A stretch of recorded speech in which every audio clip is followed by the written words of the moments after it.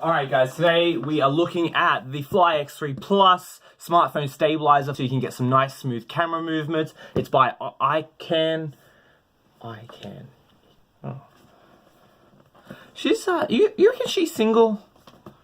She's definitely fit.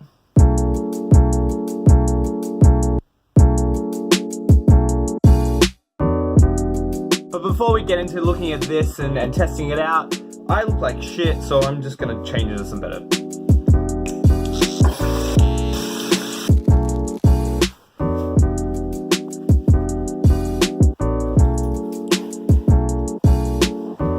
Alright, let's go open this thing up now. Alright, here we go. It's too hot for this jacket, hey.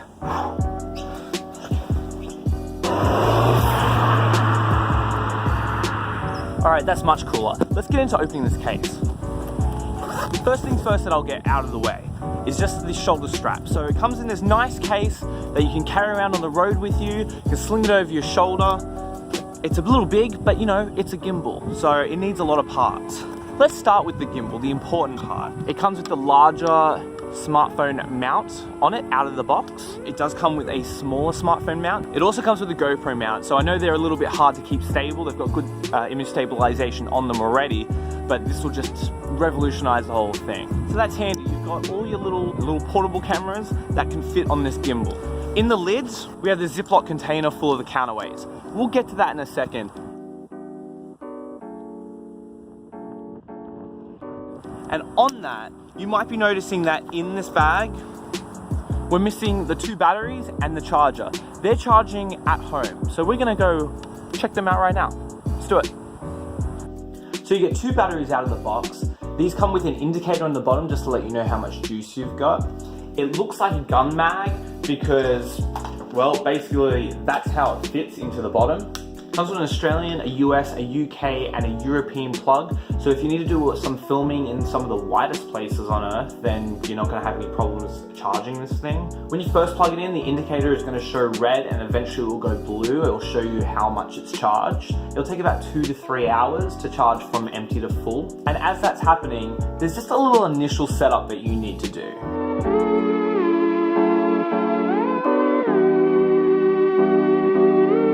And you'll want to achieve something pretty well close to this. Just gonna slide around a little bit, but it's still facing me, it's upright. You wouldn't know this if you didn't own one yourself, but it's just so satisfying when you switch it on and it just jerks into place. Like you can feel it working.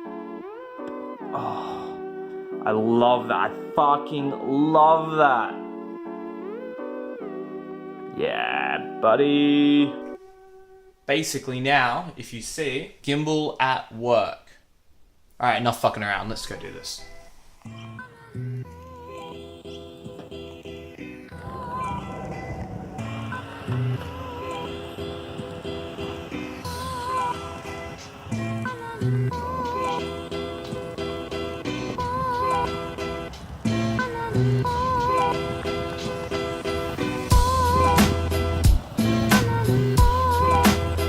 Hey dude, I'll get something with the water in the background actually.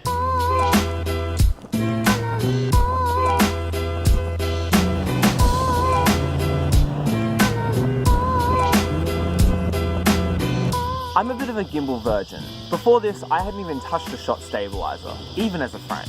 So this is less of a comparison and more just to see if the gear can cut the mustard. And it does for the most part. I'll let you be the judge a little bit. These shots aren't perfect, but you know, they are pretty good considering there's no other stabilization going on, not electronic, not optical. I have color graded these shots and I've sped a few of them up, but other than that, it is pure gimbal. I think I was getting pretty fluid shots. I especially love the low flying shots that I'm getting here. I can only really achieve that by holding the gimbal and calibrating it upside down, like this. Even running shots are pretty buttery. This is a terrible shot of some friends and I getting out of the rain. Yeah, it's pretty terrible. Same phone, by the way, with no gimbal. But then there's this one where I was purposefully testing it on the driveway. That's not too bad. But then there was one where I just left the camera rolling and I was looking for a shot. That was inadvertent, and I was on and off a curb, uneven terrain. The stabilizer really helped me out there, and I didn't even mean for it to.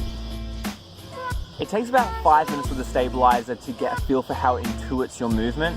I just had a friend in the newsroom, a workmate, who just for the first time was using it. This is the shot that he got here. Pretty smooth. That was after no practice. But you won't always get the shot that you want. I missed this shot the first time, and I fucked this one up with a slight jerk. Would have been a mad shot otherwise, actually. Damn.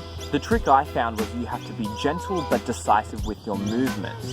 The gimbal is largely controlled by your gestures. If you turn it, like it's just like a sort of a, you just sort of gesture it to the side. Oh, right, and yeah. it'll pan. Yeah, it'll pan, so just sort of, it's more of a gesture thing. You're gonna get used to it. Yeah, it's a gimbal, yeah. Do you have a YouTube following? No. It's constantly reading your wrist. So if you simply jerk it too much or turn too quickly, yeah, it gets all fucked up.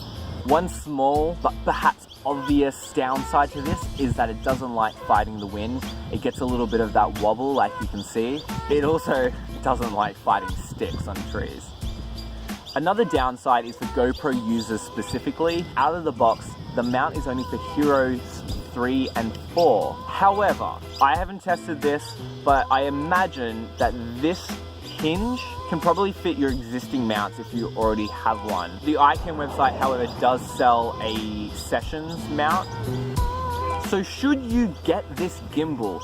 Should you buy it? The answer to that, if I look at myself, is I guess vloggers, if they want to get some nice B-roll, which is what I've been using it for, which I will be using it for. Going to be doing something intensive, like riding a bicycle like I always am. Perhaps if you just like traveling, you want to save the money that you would spend on a GoPro perhaps, and just carry your phone and a gimbal. Whatever is your drug of choice in the world, this will give you some smooth results. It might be more suitable for people who like to film skateboarding videos or action type videos, again, the cycling. One caveat about vloggers and travelers and live streamers, if that's a thing, is this case. This is a bit of a clunky case. You can't be carrying this around. It doesn't fit in your back pocket. This is bigger than my face. Like, I don't know what you would do with this. So if you could find a way to put this gimbal in something smaller, because this is a delicate mechanism. You can't just throw this into your bag, I don't think. Pop your charger in your backpack with the rest of your chargers. You'll be good to go, but it's just a little bit big for someone who wants the portability of a GoPro or a smartphone. It kind of is a bit of an oxymoron to that. So look, if you fit into any of those categories, or by all means, you find another use for this thing that doesn't involve an actual camera, this will give you great video. It doesn't get thrown as easily as other gimbals. I've been told, people have said that these can get thrown real easily. One little wrong turn and they just get all fidgety. This I used after 15 minutes of practice in the car with Jean-Marc. Oh, also, I always forget to do this, but you know, if you want to watch other tech videos, there's going to be more coming. I'm doing vlogs. If you want to visit Sydney, I've got plenty of those videos, stuff that you can do around Sydney, stuff that you might not know about, silly little things. I'm always posting stuff about that, so hit that subscribe button, hit that like button, hit the dislike button. Tell me what you don't fucking like. I don't know. There's gonna be more. More to come. More to come.